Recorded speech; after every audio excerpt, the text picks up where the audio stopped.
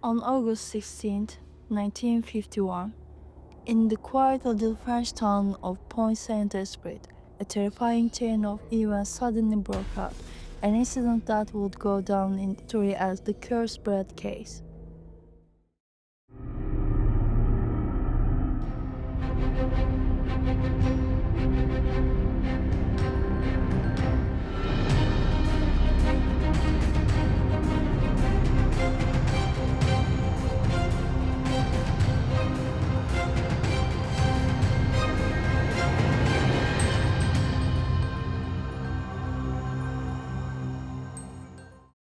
Hundreds of people who had eaten bread from a local bakery were struck by violent hallucinations, psychotic episodes, and even death. Some claimed they were flying through the air, others screamed that they were burning alive. But what was the truth behind this mass madness? Was it poisoning caused by the ergot fungus or the shadow of Cold War experiments leaking into reality? This video will explore France's most mysterious case of mass poisoning through medical data, historical records, and conspiracy theories, questioning what really happened behind the scenes. Pont-Saint-Esprit in 1951 was a small rural town in southern France, located in the Gard region. With a population of about 4,000 to 5,000, the town was a recovery after World War II, much like the rest of France. Food shortages and economic hardship were widespread across the country, but in smaller towns like Pont-Saint-Esprit, these struggles were felt even more deeply. Agriculture and small-scale trade were the main sources of livelihood. Most of the people belonged to the lower classes and lived on very modest incomes. Locals relied heavily on nearby shops for food and basic needs. Bread as a staple food was bought daily from local bakeries.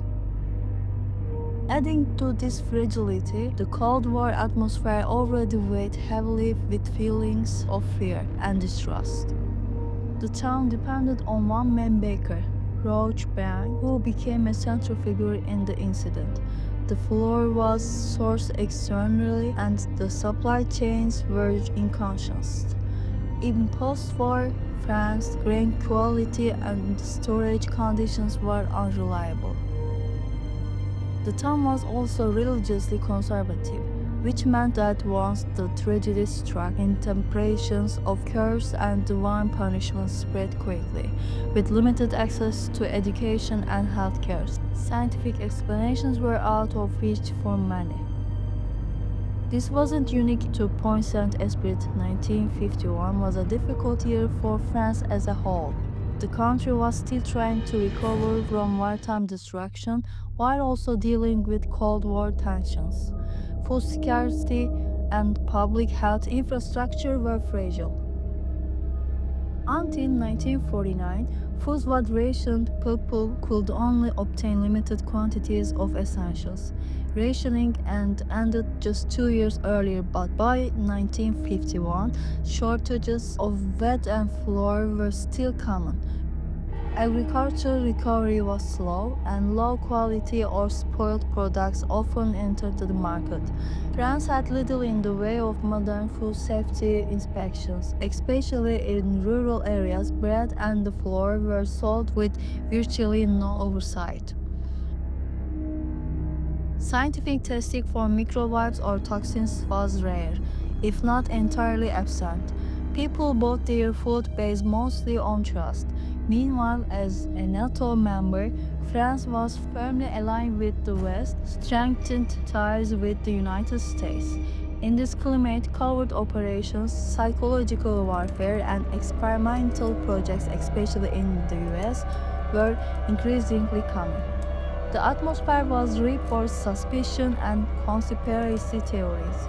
On the top of this, chemical pesticides and fungicides were just starting to be widely used in European farming, but little was known about their long-term effects.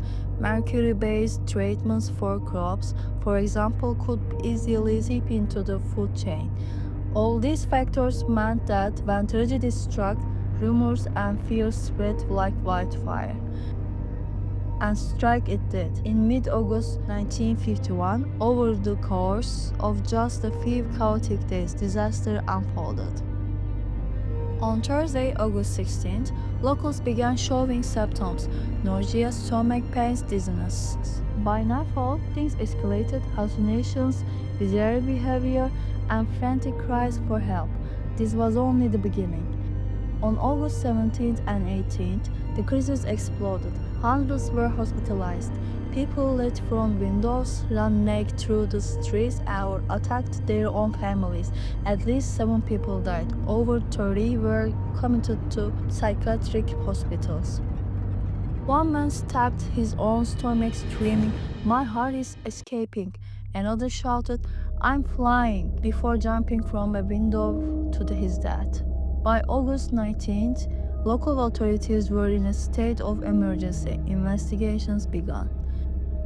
The symptoms included severe stomach cramps, nausea, vomiting, diarrhea, fever, chills, muscle spasms, and involuntary contractions, dizziness, fainting, in some cases, respiratory failure and a circulatory collapse, which proved fatal.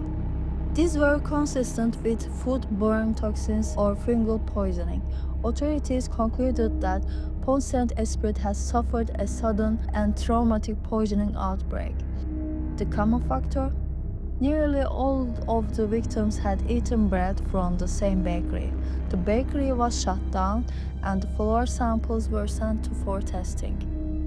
But there was a disturbing element beyond the cycle symptoms: neurological effects. Hallucinations, vivid, terrifying visions and sounds. My body is burning, there are monsters, I'm flying.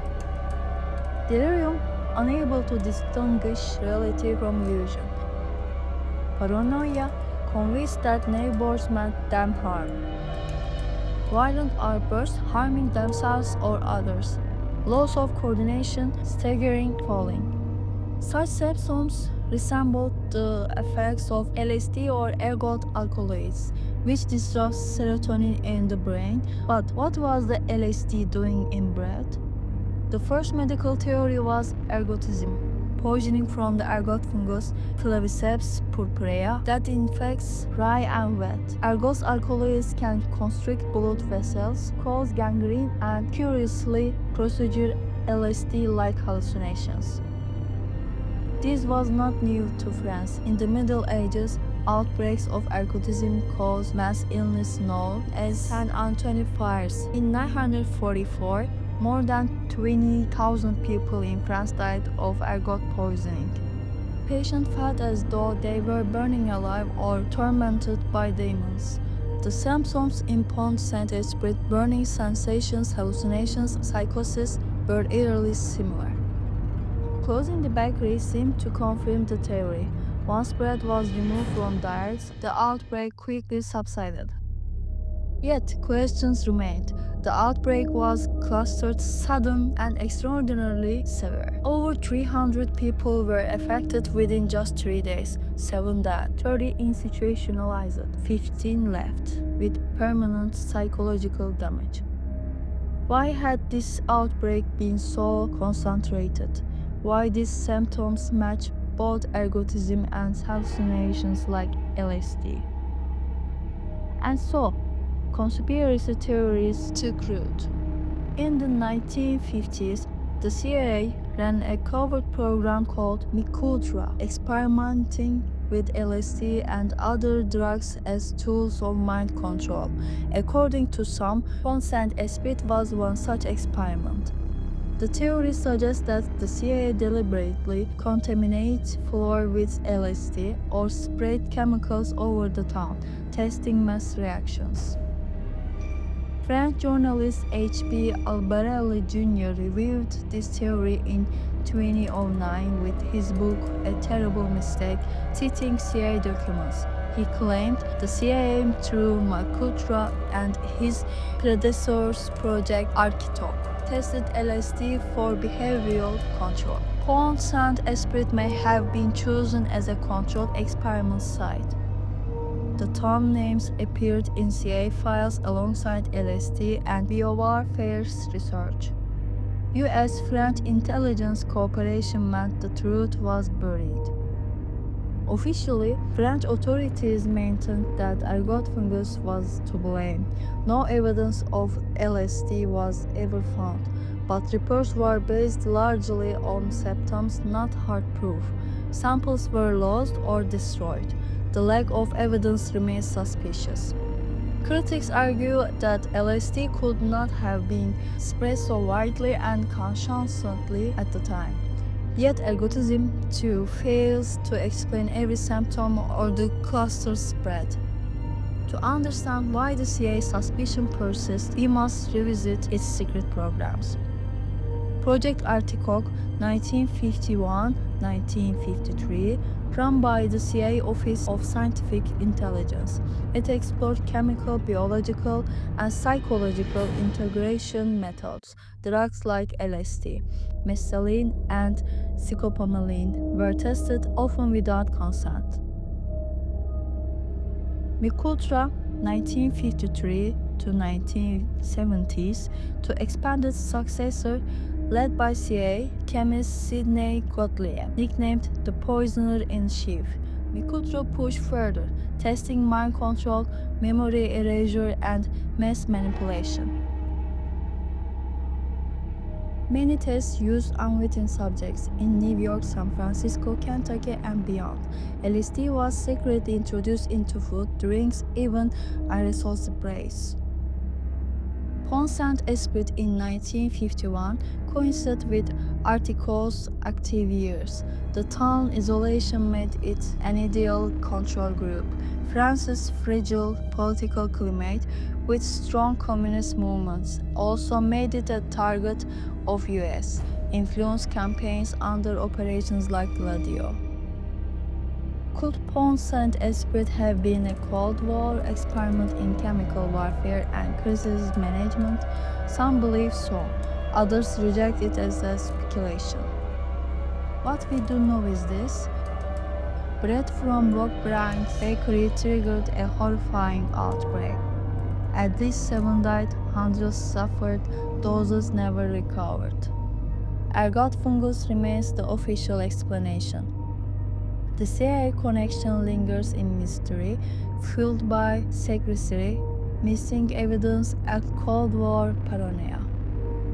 The tragedy scared the town. Some residents fled, haunted by trauma and stigma. Survivors lived with PTSD-like symptoms for years. Pont-Saint-Esprit became known across France as the cursed bread town. Even today, what happened in 1951 remains shrouded in mystery.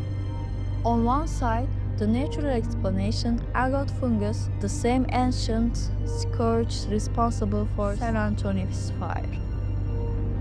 On the other, the chilling possibility of a covert CIA experiment under ARTICHOKE or MKULTRA. Official reports never fully solved the case. No evidence was strong enough to silence doubt, and so the question lingers. Were those horrific visions the work of nature or the shadows of human experimentation? The cursed bread of Pont-Saint-Esprit is more than a health crisis. It is one of modern history's most haunting enigmas. Perhaps we will never know the truth, but one thing is certain: the invisible shadow that fell upon that little French town in 1951 remains a reflection of humanity's deepest fears, of nature's cruelty, and of the darkness within ourselves. Don't forget to subscribe to the channel, leave a comment, and give a high point. See you in the next video. Goodbye.